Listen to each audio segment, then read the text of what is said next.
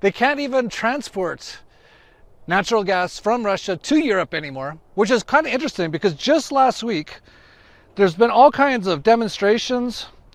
Just the day before they blew up the pipeline, in Germany, there was massive demonstrations, people demanding an end to Russian sanctions and the reopening of the Nord Stream 2 gas pipeline.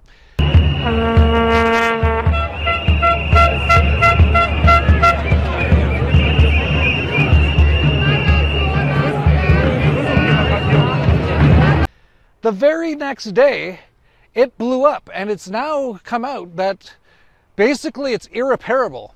So it's never coming back. So basically, a lot of people in Europe were like, okay, that's enough. This is insane. Our gas prices are up 1,000%. Everything's collapsing. We can't afford to live. They're like, stop putting sanctions on Russia. And then they're like, nope, we're just going to blow it up. So you can't even protest that we have sanctions against Russia. It's just not even possible now, which is just incredible. And you can look right on Wikipedia. The Nord Stream 2 gas leaks, as it was started to be called, occurred on September 26, 2022. This is a massive act of war. It was already getting to war anyway, but by actually blowing up their pipeline, and Putin's already come out and said this is war. He's already talked about this is going to probably become nuclear. И при угрозе территориальной целостности нашей страны, для защиты России и нашего народа, мы, безусловно, используем все имеющиеся в нашем распоряжении средства. Это не блеф. Граждане России могут быть уверены, территориальная целостность нашей Родины, наша независимость и свобода будут обеспечены. Подчеркну это еще раз. Всеми имеющимися у нас средствами. А те, кто пытаются шантажировать нас ядерным оружием, должны знать, что роза ветров может развернуться и в их сторону. He even has called the West all satanic now, which is absolutely true. And when did this all happen? The end of the Shemitah. So I'm recording this, just so you know, on September 30th. And I had been warning there's going to be some major events happening by the end of September, especially since the Vatican said to return all funds there by September 30th. On September 26th, the end of the Shemitah, the British pound almost went to zero. And so you can see what's going on.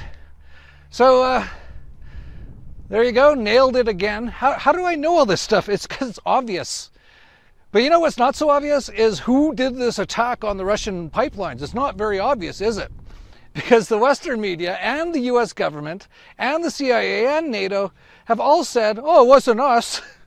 Yeah, but Joe Biden in February of this year actually said they were going to do this. Let me answer the first question first. If Russia invades, that means tanks or troops crossing the border of Ukraine again. Then there will be no longer a Nord Stream 2. We will bring an end to it. How will you do that exactly? Since the project and control of the project is within Germany's control. We will. I promise you, we'll be able to do it. Just a few days before that, Victoria Nuland said the exact same thing. With regard to Nord Stream 2, we continue to have very strong and clear conversations with our German allies, and I want to be clear with you today. If Russia invades Ukraine, one way or another, Nord Stream 2 will not move forward. Even Condoleezza Rice in 2014 said it. Do you think Germany's been as aggressive as they should be? I'm quite an admirer of Chancellor Merkel, and I heard her statement when she was with President Obama in Washington. I thought it was a very good statement.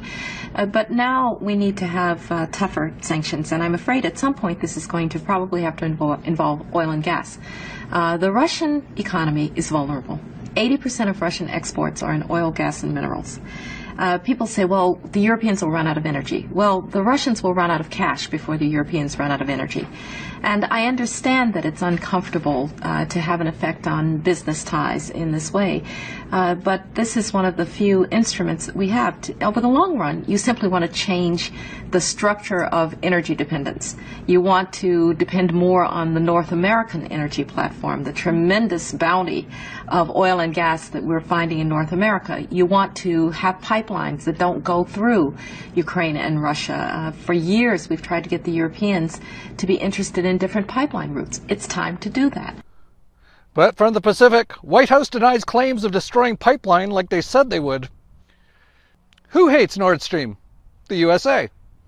Who put sanctions on companies building Nord Stream? The USA. Who said that Nord Stream will be shut down one way or another? The USA. Okay, so who sabotaged Nord Stream? Russia.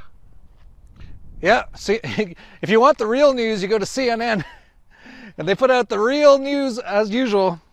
US and Europe condemn sabotage as suspicion mounts that Russia was behind pipe leaks.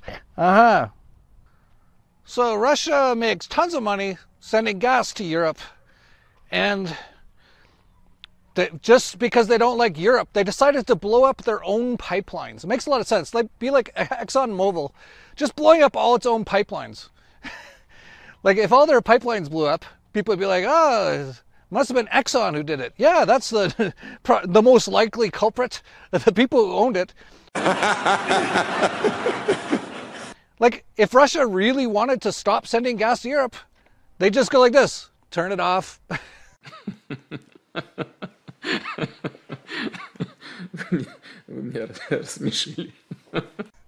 They wouldn't blow up their own infrastructure. It makes no sense, but you know, nothing needs to make sense nowadays because most people have gone to 12 years of government indoctrination camps, so they can't think so good. And they watch television programming, which is literally mind control most of the day. They get lethally injected, they drink fluoride and bathe in fluoride, which is rat poison, which actually destroys your brain. So, can't expect too many people to figure this one out. Nord Stream 1 and 2, the US. Why did Europe or Russia do this? It's not like the US has done this before. Not like 9/11 where apparently 2 planes crashed into 2 buildings and knocked down 3 of them at free fall speeds, which is physically impossible. But all they had to say on CNN was that they found one of the hijackers' passports blocks away, totally undamaged. Another development on Saturday, New York officials revealed at a news conference here in the city that a hijacker's passport was found blocks from the World Trade Center crash site, if you can believe that. No other details were given, but the discovery prompted the FBI and police to expand the search area. And, well, we got a report coming in. Let's go to the Situation Room with Wolf Blitzer. What's going on, Wolf? Intact Russian passport found floating in bubbles.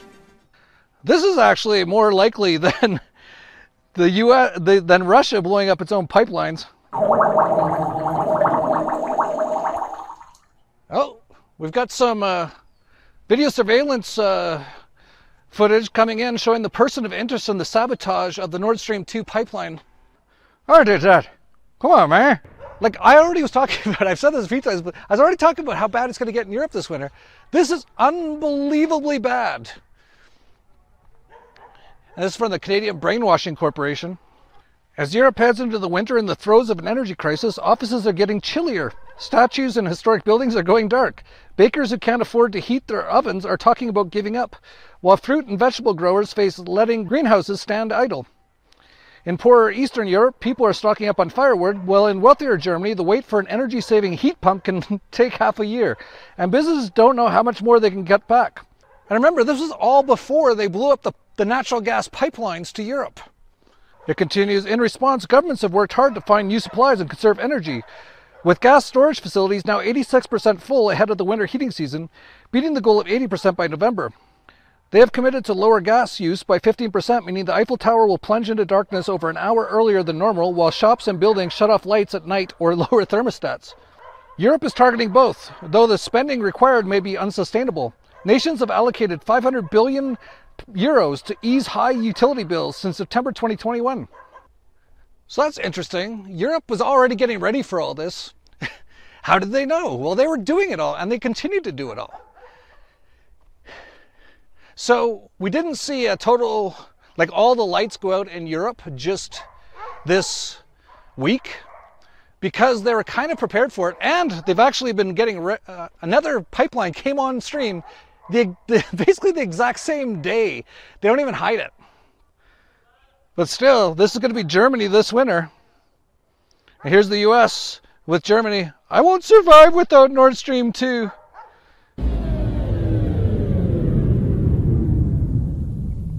Yeah, they don't even try to hide it. They blew up the Nord Stream, and basically the exact same day, they had a ribbon cutting ceremony for a new pipeline through Norway and Poland. In a move that Europe hopes will ease its energy crisis, leaders have inaugurated a new pipeline delivering gas from Norway to Poland. The Polish Prime Minister was joined by counterparts from Denmark and Norway, as well as EU representatives. It comes at a convenient time, as Europe is trying desperately to find new energy sources. And here's the kicker. The pipeline also runs through the Ukraine, so the Ukraine's going to basically charge fees to send natural gas to Europe, basically from Russia, which is hilarious, all through their pipelines now. So it's going to have to go through all these different countries, Norway, Poland, Ukraine, and they're all going to charge fees. So even if this sort of makes up for some of the lost natural gas, it's probably going to go up even higher in price. Henry Kissinger warned about this. To be an enemy of America can be dangerous, but to be a friend is fatal. Yeah, thanks, America. It's the land of the free, you know, the Team America World Police just out there causing problems, blowing everything up. And the U.S. Embassy has actually, or the U.S. has told Americans to get out of Russia. The U.S. Embassy in Moscow tells U.S. citizens to leave Russia immediately. The U.S. government knows that the Russians know who blew up the pipelines, obviously. Anything is possible now. Retaliation is guaranteed. This basically starts World War III on the end day of the Shemitah. But they're pushing forward in Europe. In Switzerland, we've already talked about, they already have, if you turn up your thermostat past 19 degrees Celsius, which is like 60 something in Fahrenheit, I think, and you get caught, you're going to go to jail for 3 years in Switzerland if you do that this winter. They've even got signs up around town. People in Switzerland who violate the country's new heating rules, which forbid setting the temperature above 19 degrees, which is 66 Fahrenheit, in the colder months, will face up to 3 years in prison. And here's the sign telling you, if you know someone whose thermostat's above 19 degrees Celsius in the winter, to call the police. Yeah, people are buying firewood and coal in Europe to try to get through the winter because of all this stuff that basically their own governments have done to them. It's pretty incredible.